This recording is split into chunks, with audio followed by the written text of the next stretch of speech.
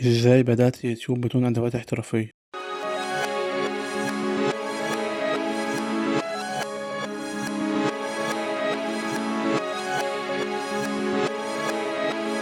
أنا زيكم كده، ما كانش معايا حاجة أبدأ بيها غير موبايلي واللاب بتاع الكلية. بس ده ما خلانيش ما أبدأش، لأن اللي عاوز يبدأ هيبدأ حتى لو بأقل الإمكانيات المتاحة. فخلينا نشوف أنا بشتغل ازاي وعلى ايه وإيه الخطوات اللي بعملها عشان أطلع بمنتج في النهاية. بس لازم يكون مع الأساسيات اللي هتشتغل عليها، زي برنامج المونتاج، زي برامج المونتاج للصوت والفيديوهات، وبرنامج كاب كات للمونتاج مجاني برضو، وبرنامج اوديسيتي للصوت مجاني برضو، وبرنامج كانفا لعمل الصور المصغرة وده برنامج مجاني. الخطوة الأولى، بجيب الفيديوهات وأنزلها على اللاب عشان نستخدمها في المونتاج الخاص بيا، وتكون بتعبر عن الحاجة اللي هعمل عنها الفيديو، من موقع زي موقع بيكسل. سجل الصوت على اوديسيتي أو تطبيق المسجل بتاع الموبايل عادي، ومنتج على برنامج أدوبي إديشن أو اوديسيتي برضو اللي يريحك فيه واعمله. بقطع الفيديوهات على حسب مدة الصوت اللي عندي عشان الفيديو يتماشى مع مدة الصوت، وأعدل جودة الصوت على برنامج أدوبي إديشن أو أدوبي بريمير برو. رقم 4، بمنتج الفيديوهات على برنامج أدوبي بريمير وأدوبي